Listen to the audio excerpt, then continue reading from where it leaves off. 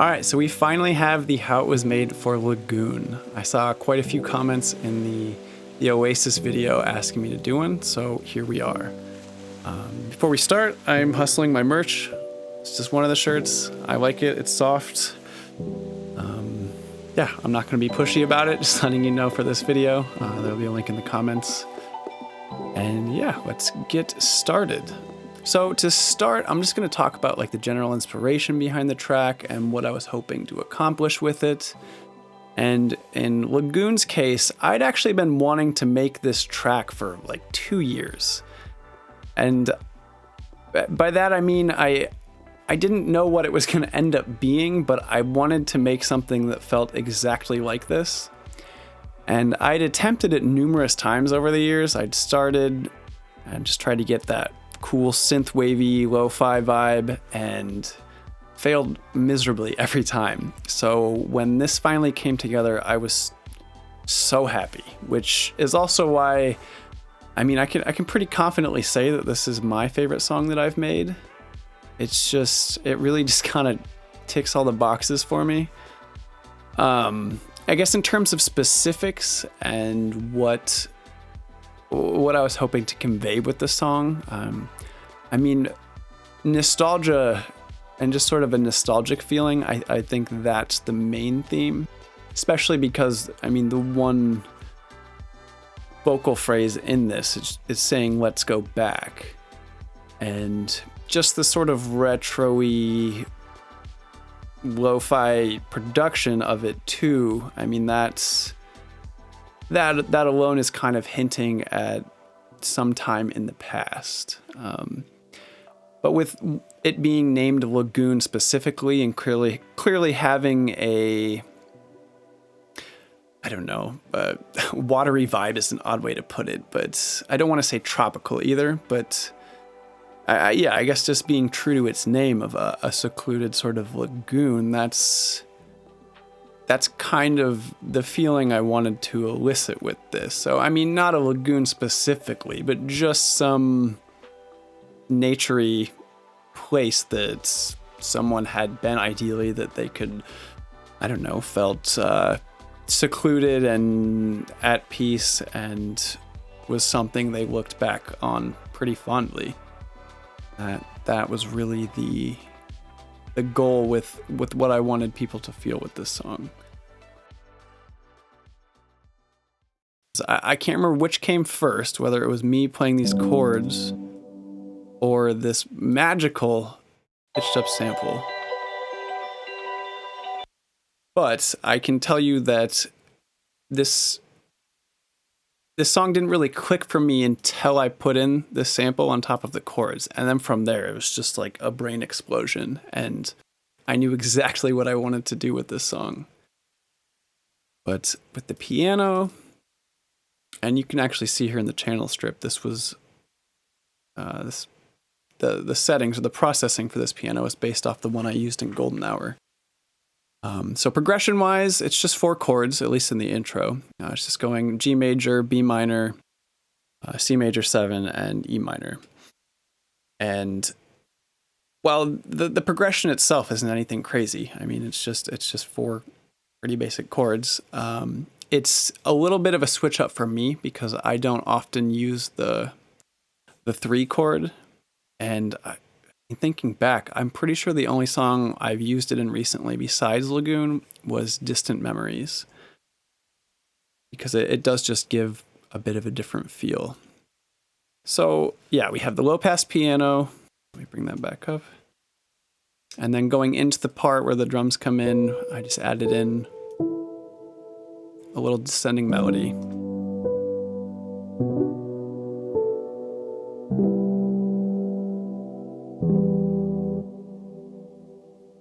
So once the drums come in, that piano switches to this more rhythmic one.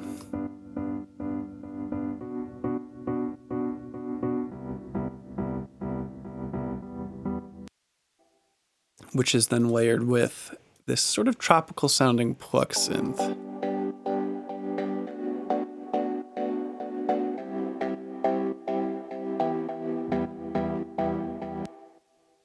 And underneath is it's an electric bass patch from Contact, which, funnily enough, I don't have to use anymore because I finally bought a bass and I'm very happy about it. So I can finally record my own bass lines. This bass sound itself isn't anything too crazy. And it's just following the same rhythm. And on top of that is this same patch, but it's an octave up and then high passed pretty heavily. And it's just adding that extra sort of pluck sound to the bass.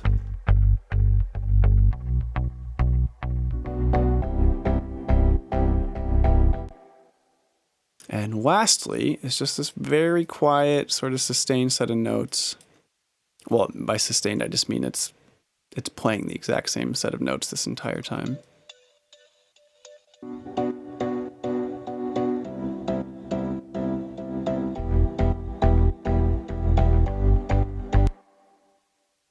So that is what's playing everything. The only other thing worth mentioning is that progression-wise, a new chord is introduced during each chorus. So, like I said, the progression's going G major, B minor, C major 7, E minor. And what it ends up doing is instead of, let me find the section here, but instead of G major to B minor, it goes G major to D major. So right here, this will be the G major to B minor.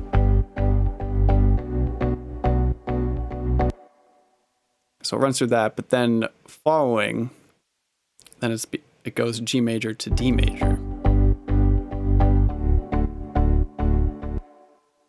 But in addition to that, the bass goes from the low C to the high C for the following C major.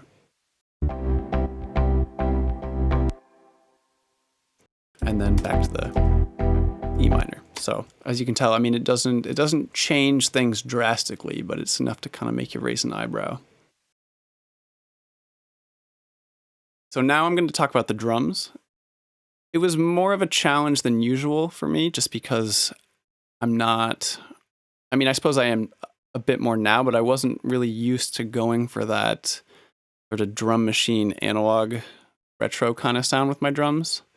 So what makes up the drums, this is the low sort of subby layer and is actually, it's currently bounced in place, but I know I processed it a little bit as far as EQing, but the sample itself was the kick that I used in Golden Hour.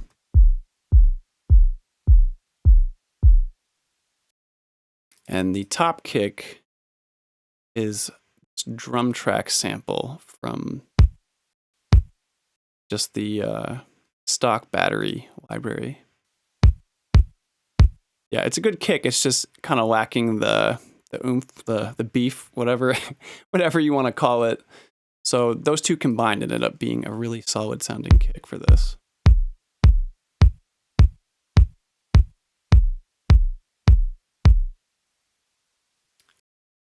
And the snare, I would like to say the snare sound is due to all of this processing, but yeah, the way it's really just due to this being a very good snare sample. It's this J-Views one that's pitched down 1.5 semitones, and then just a fair bit of EQing. Really, I mean, this all isn't doing too much. This is just bringing down that lower pitch,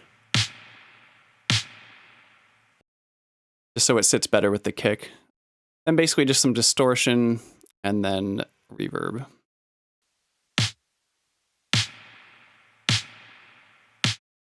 And moving past the kick and the snare, I first tried to really stick with the drum machine sound and use like 909 hi-hats and just various hi-hats from drum machines that I have, and it wasn't really, it just didn't really click with me. So I kind of embraced the whole disco vibe, which is, I guess, kind of a stretch to say, but just in terms of tempo and rhythm and everything, I mean, this does sort of bring me back to the really early years when I was doing more new disco stuff. So I found some acoustic hi-hat loops. And this ended up being the winner. And then slowly more layers come in. This is just a really subtle, darker one. But yeah, I mean, you can kind of just get that more natural flavor with these. Percussion, the main thing, and I love how these ended up sounding. This was just something I started playing around with at the beginning here. It's just these two tom samples that let's see. And I just loaded these up in battery and I think played a little riff on or just played the rhythm on my keyboard.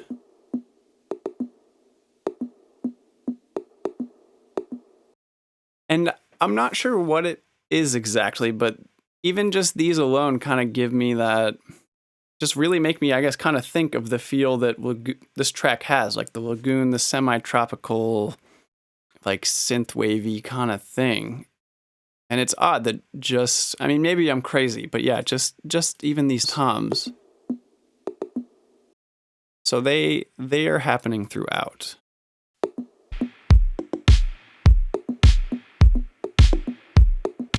But you can hear once the drums come in, I do play with the pitch a little bit more. And then, like I usually do, there's just a shaker. And then to add a little bit more sparkle, although this is a pretty distorted and low pass tambourine.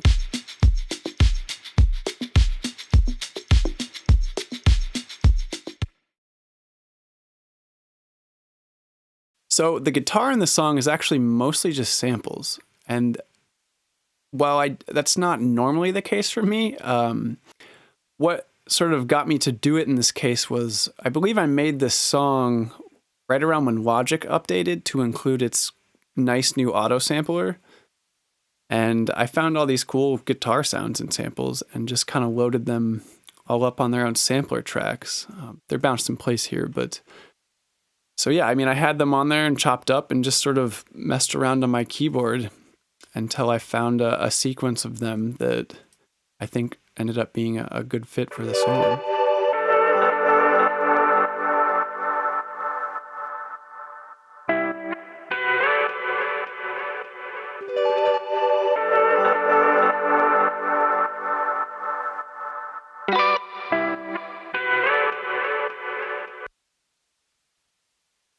And there isn't too much variety.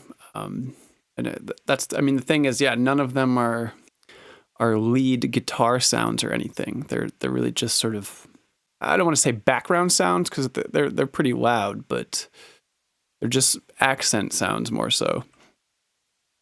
And then, yeah, at the end here, it's just, this is my one added riff. Let me bring in the chords. It's just...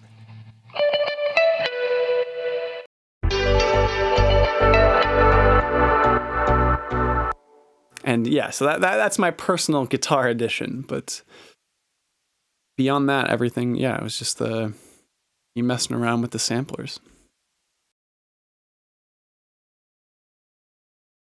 So following the guitars, we have the lead, which is another thing, just like the drums, where I spent probably too much time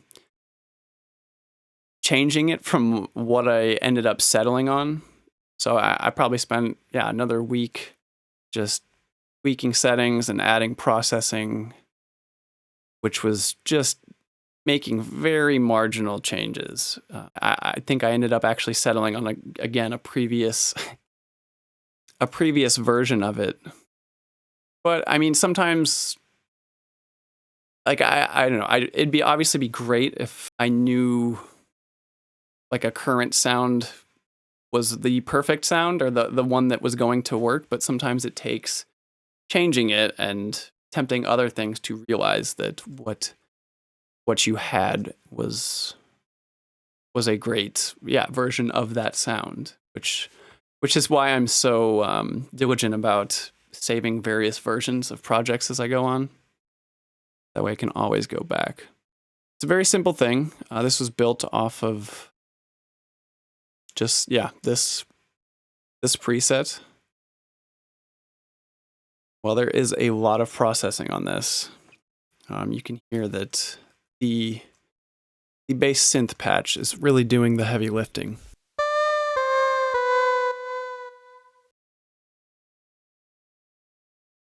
Just have a little bit of the dynamic EQ happening.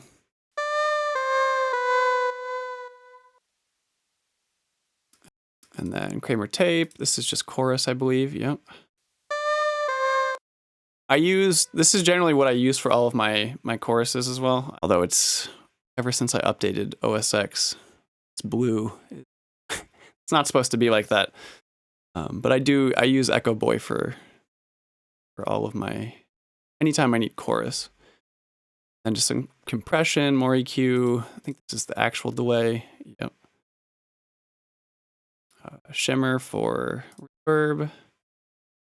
More EQing, and soothe to top it off.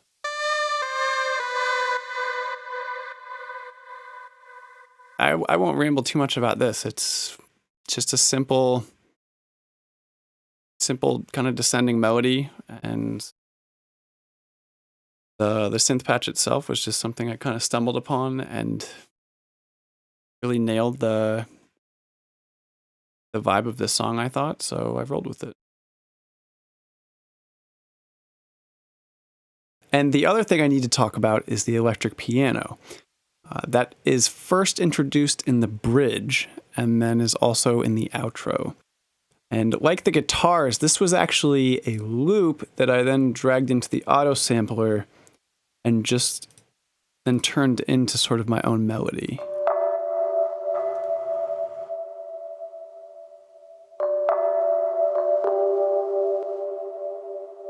So the notes in the MIDI roll or the piano roll here aren't corresponding to the actual notes that are being played. But this just was one of those really lucky things, kind of like with what happened, or what felt like happened in a lot of this track, where it's something I tried. It was the first thing I tried, and it just was the perfect fit. And it is always such a great feeling when that happens. I've tried to recreate this, and I couldn't get it to just have the same little nuances that give this specific sound its charm. So what I ended up doing was just creating a separate saved sampler instrument of this that's just one note. So it's not perfect because the note tracking, obviously, once you get high and low from the original, it can start sounding a little odd, but it at least gives me the option to be able to reuse it and to be more freely create my own melodies with that sound. So yeah, this first comes in on the bridge, and then also is the outro.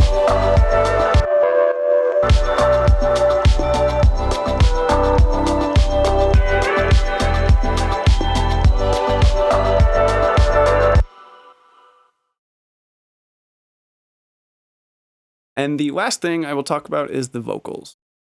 This little line I used was something I came across years ago.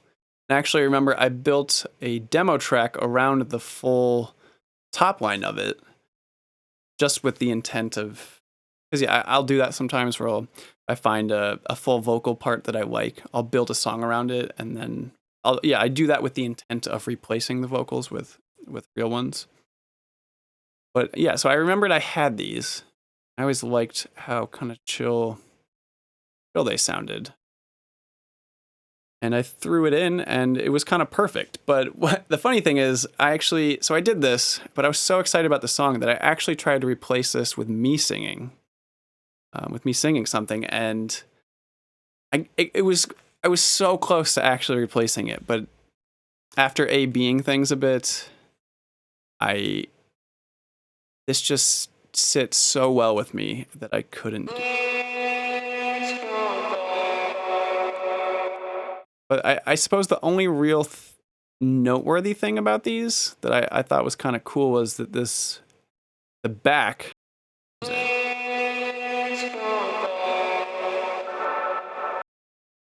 Like it fits, but I thought just sounded slightly weird with the chord progression.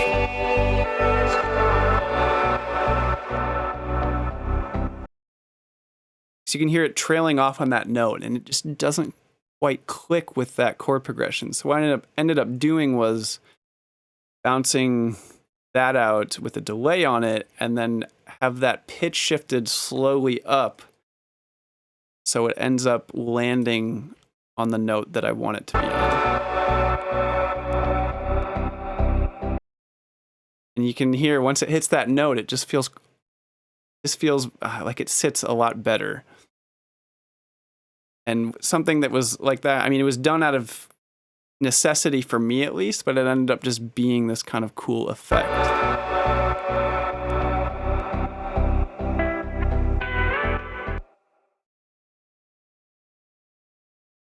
So to conclude things, I just want to briefly touch on sampling.